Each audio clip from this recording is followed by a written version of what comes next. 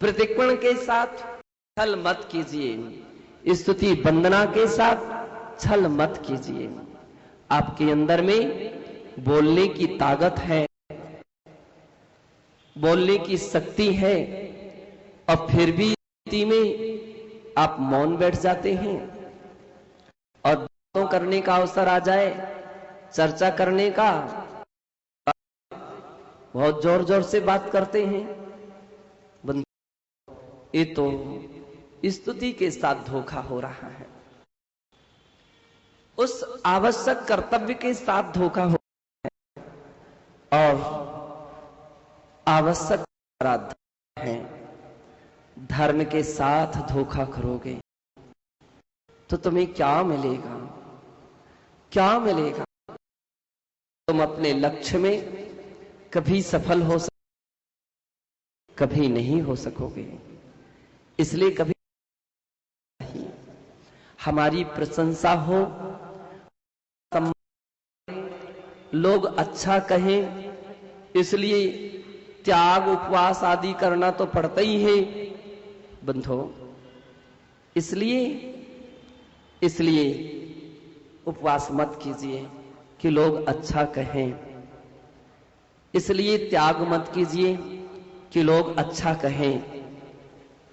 कल कुछ बात सम्मेलन की सुनने में आ रही थी, नमस्कार करना पड़ता है। नहीं, करना पड़े ये कोई अच्छी बात नहीं है, करना ये अच्छी बात है। पूजा करना अच्छी बात है, पूजा करना पड़े अच्छी बात नहीं है। स्वाध्याय करना अच्छी बात है, स्वाध्याय करना पड़े ये अच्छी बात नहीं है। प्रतिक्रमण करना अच्छी बात है, प्रतिक्रमण करना पड़े अच्छी बात नहीं है। पूजा करना अच्छी बात है, पूजा करना पड़े ये अच्छी बात नहीं है। सामायिक करना अच्छी बात है, लेकिन सामायिक करना पड़े ये अच्छी बात नहीं है। करना पड़े, करना पड़ती है, ये तो जबरदस्ती की साधना है, जबरदस्ती की है। बंधो, हम शब्दों का भी उच्चारण करें तो बहुत कुछ संभल करके करें, सोच करके करें कि हमको कहीं करना तो नहीं पड़ रही है। व्यवस्था करना और व्यवस्था करना पड़ती है। सेवा करना और सेवा करना पड़े, दोनों में बहुत बड़ा अंतर है। करना पड़ रहा है इसका मतलब जबरदस्ती की है, उससे कोई फायदा नहीं होगा, कोई लाभ नहीं होगा।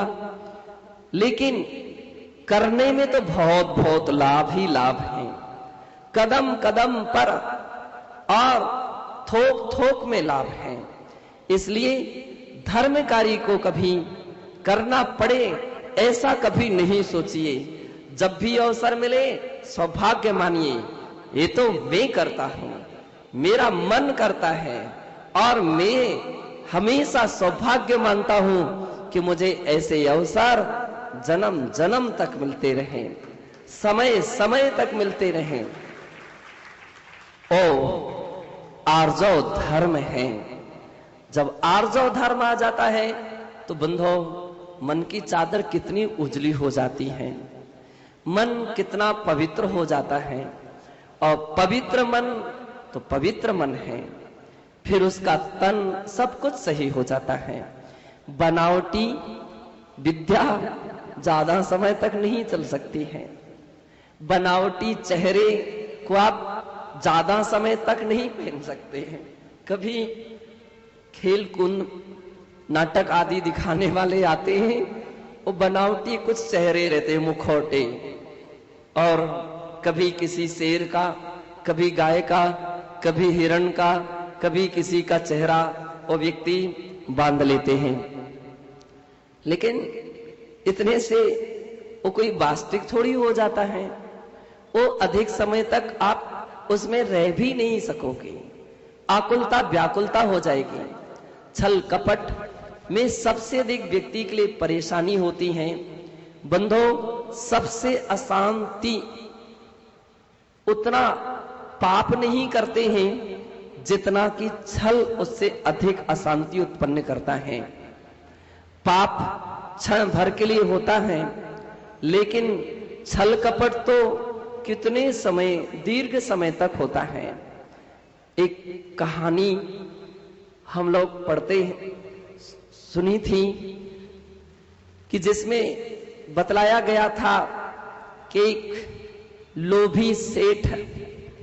एक लोभी सेठ था, और वह लोभी सेठ इतना लोभी था कि हर वस्तु की बड़ी कीमत करता था। अपने घर की कोई भी वस्तु वेस्ट ना चली जाए, संभाल संभाल करके रखता था। एक बार उसके हाथ से लड्डू खाते वक्त लड्डू गिर गया, और जैसे ही वह लड्डू गिरा तो बंधो छी छी पर पहुंच गया।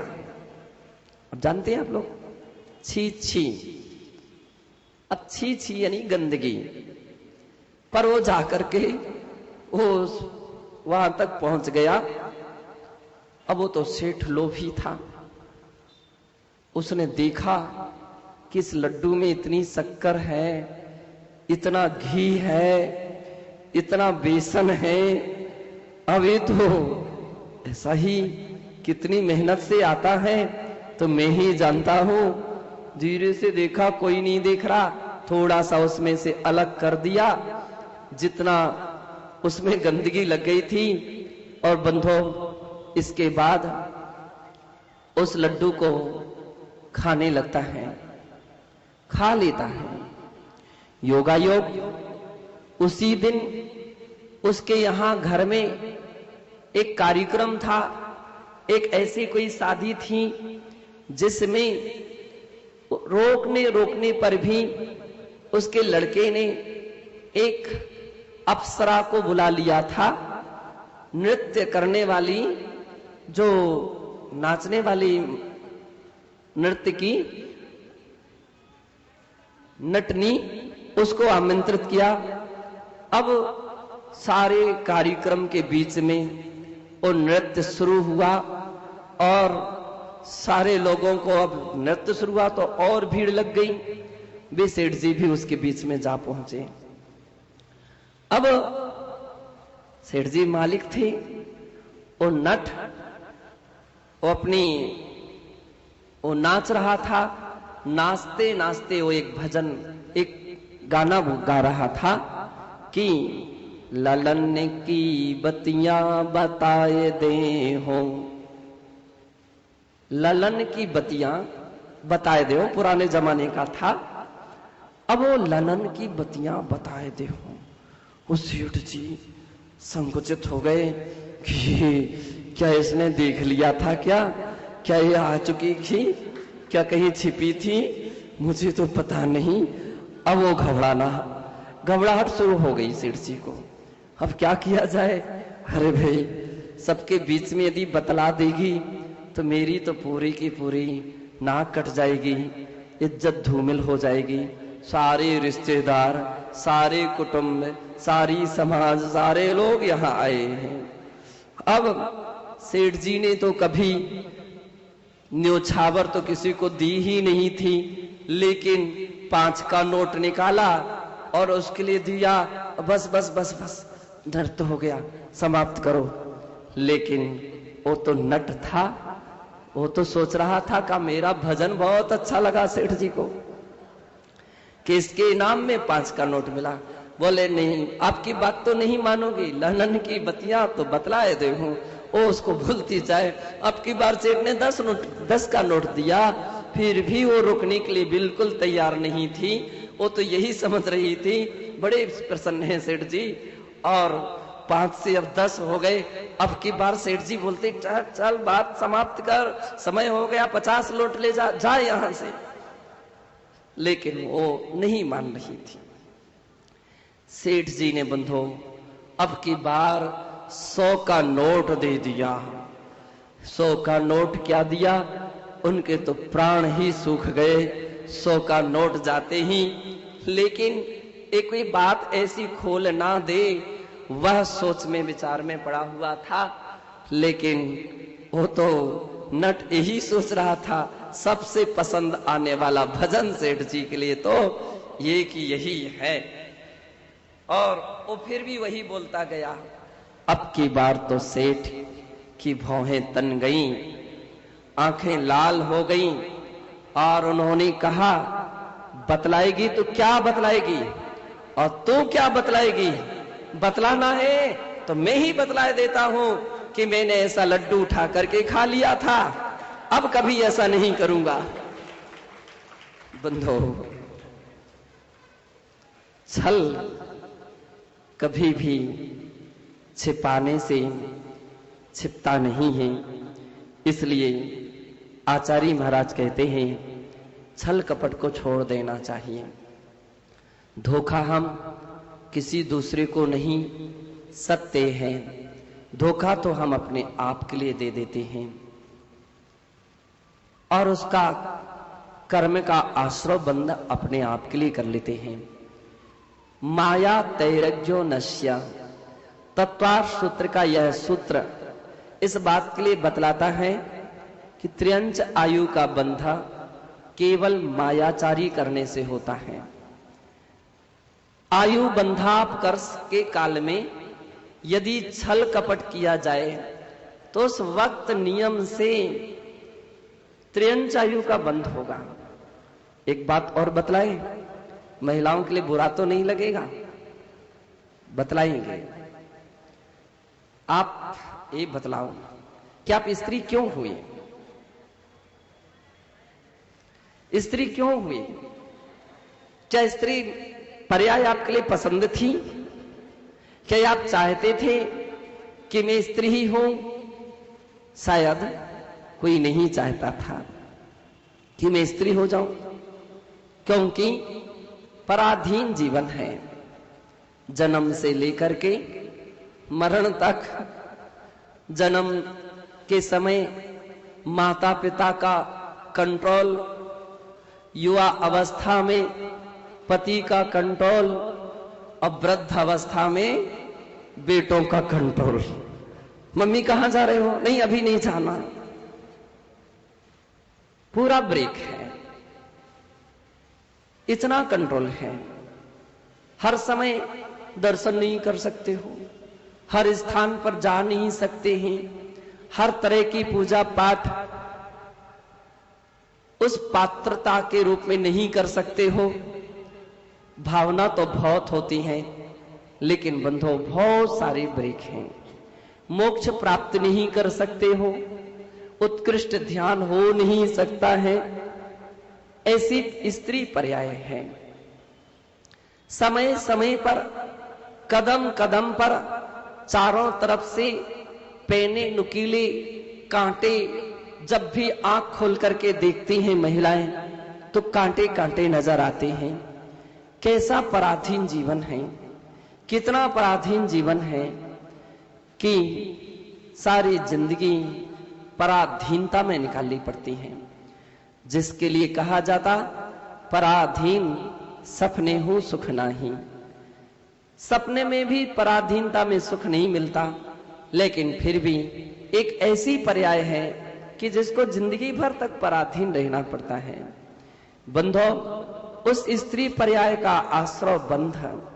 सत्य तो ये था, गति तो केवल एक मनुष्य गति थी।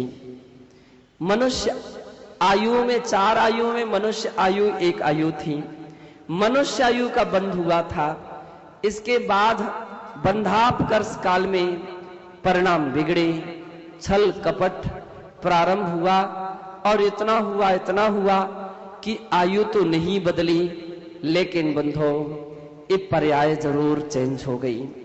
जो आपके लिए पुरुष होना चाहिए था, पुरुष नहीं, एक स्त्री पर्याय में जन्म लेना पड़ा। जो पुरुष होकर के ऐसा छल कपट करते हैं तो ध्यान रखिए, आप भी उस ही पर्याय को आमंत्रित कर रहे हैं।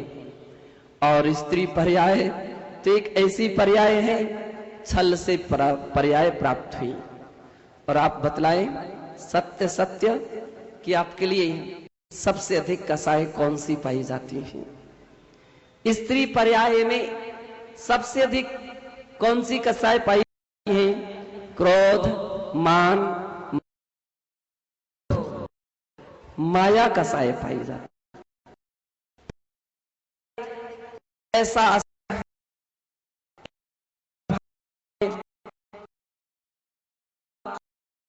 तो अच्छी और सही करना चाहें, लेकिन फिर भी वो कहीं ना कहीं घूम जाती है। आर्यिका, गणनी आर्यिका विजयमती माता जी हुई। उन्होंने एक बार आचार्य महाराज से ऐसा प्रश्न किया था कि महाराज आप मुझे बतलाओ कि हम लोग कोई बात करते भी हैं तो भी कितना भी सोच करके चलते हैं, लेकिन कहीं ना कहीं हल्का सा मोड़ उसमें आ ही जाता है, ऐसा क्यों? महाराज ने कहा पर्याय का दोष है। प्रवचन सार में आचार्य कुंद देव ने मायाचारो एव इत्थीणम, मायाचार का उदाहरण स्त्रियों के विषय में दिया है कि स्त्रियों में सहज मात्रा में मायाचारी हुआ करती हैं, छल कपट हुआ करते हैं। बंधो, इससे स्त्री पर्याय का छेद नहीं हो पाता है। अधिकांशतः प्रायः स्त्री पर्याय एक ऐसी है कि जिसमें व्यक्ति स्त्री पर्याय से फिर स्त्री पर्याय, फिर स्त्री पर्याय, चाहे वह त्र्यंजनी के रूप में हो, चाहे वह देवी के रूप में हो, पर्याय चेंज बड़ी कठिनता से होती है। आचार्यों ने कहा आर्यिका जैसे व्रत, सम्यक दर्शन, ज्ञान, चारित्र आदि जैसे रत्न और कठोर तपस्या के बल से ही वह पर्याय बदल सकती हैं, बिना इसके चेंज नहीं हो पाती हैं। इसलिए अच्छी बात यह है जब जागो तभी सवेरा। जितना बनते जाए बंदो, छल कपट के लिए त्याग दीजिए। काश पूरा त्याग ना हो सके तो स्मृति आए, जितनी भी स्मृति आए बंदो, कम से कम उतने क्षण में पश्चाताप तो करते चलिए। उसको अच्छा मत मानिए, खुश मत होइए कि मैंने बहुत अच्छा किया है, बड़ा मजा आ गया, किसी को मेरी गलती पता ही नहीं पड़ पाई और हमने पेटी में से धीरे से रुपये निकाल लिए हैं, किसी के पति के जेब से पैसे निकाल लिए, उनको कुछ भी पता नहीं पड़ पाया। ये सब कुछ हो सकता है, पता पड़ सके या ना चल सके, लेकिन बंधो छल छल रहेगा। यदि ऐसी कभी गलती हो गई है तो उसके विषय में पश्चाताप जरूर कर लीजिए। बहुत सारी परिस्थितियां पर्याय के रूप में हैं। दाल खत्म हो जाए, चावल खत्म, यद्यपि नहीं होता है, लेकिन 2 दिन पहले से 3 दिन पहले से ही आपका बोलना प्रारंभ हो जाता है। वो तो चावल खत्म हो गए, दाल खत्म हो गई है, सब शक्कर खत्म हो गई है, जल्दी लाओ, कल से क्या होगा, कल क्या करेंगे। अब चूंकि ये उनकी व्यवस्था है, 2 दिन पहले से ना बोले, 3 दिन पहले से ना बोले तो गाड़ी बिल्कुल बीच में ही खड़ी हो जाएगी, अड़ जाएगी। अब ऐसी ऐसी परिस्थितियां, कितनी बार तो अनावश्यक झूठ बोल जाते हैं। एक एक महिलाओं के पास कितनी कितनी साड़ियां होती हैं, फिर भी तृष्णा की खाई खूब भरी वह रिक्त रहे, बड़ी इच्छा बनी रहती है। और जहीं कहीं नई डिजाइन या नया फैशन, कुछ नया आविष्कार होता है और उस समय बतला दिया जाता है सब खत्म हो गए, सब खराब हो गए, सब फट गए हैं, सब पुराने हो गए हैं। कहां कितनी झूठ छल कपट होते हैं बंदो। पूज्य आचार्य कहते हैं कि नहीं, इन सब को छोड़ना ही होगा। साधुकों का एक उत्तम आर्जव धर्म मुनियों का धर्म माना गया। साधु जन भी हर किस्म का छल कपट छोड़ देते हैं। भली थोड़ी साधना सही, छोटी तपस्या कही, इतना ही लोग ज्यादा सम्मान नहीं देंगे, प्रशंसा नहीं करेंगे, कोई बात नहीं। इनकी कोई परवाह मत रखिए, लेकिन जो कुछ भी कीजिए सही कीजिए, सत्य कीजिए, तो कम से कम दर्पण तुम्हारा साफ रहेगा। गंदे दर्पण में चेहरा देखोगे तो चेहरा नजर नहीं आएगा। छल कपट उसके लिए, दर्पण के लिए गंदा कर देता है। छल कपट करने वाला व्यक्ति ध्यानी जैसा नजर तो आ सकता है, लेकिन सत्य ये है उसको आत्मा नजर नहीं आ सकती है। वह दूसरों की दृष्टि में तो दिख सकता है, लेकिन सत्य ये है उसकी दृष्टि में आत्मा या परमात्मा धर्म कभी नहीं दिख सकता। इसलिए आचार्य कहते हैं उसके ऊपर अपने लिए पोंछा लगा देना चाहिए, छल कपट को समाप्त कर देना चाहिए। इस प्रकार से उत्तम आर्जव को हम जितना भी कहेंगे बंधो उतना उतना कम है। अंत में इतना ही कहेंगे कि जितना सही उसको ही हम समझने का प्रयास करें। 4 अक्षर भी यदि हमारी समझ में आ गए और अपनी आत्मा उससे प्रभावित हो गई, समझ लीजिए आज का दिन अपना सार्थक और सफल हो गया। निश्चित ही छल कपट का त्याग करते हुए उत्तम आर्जव धर्म को अंगीकार करके अपने जीवन को सार्थक और सफल बनाए। जय बोलिए उत्तम आर्जव धर्मी की नमः।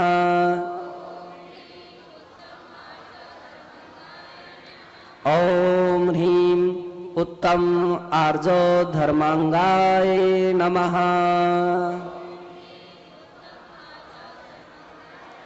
जय बोलिए उत्तम आर्जव धर्मी की।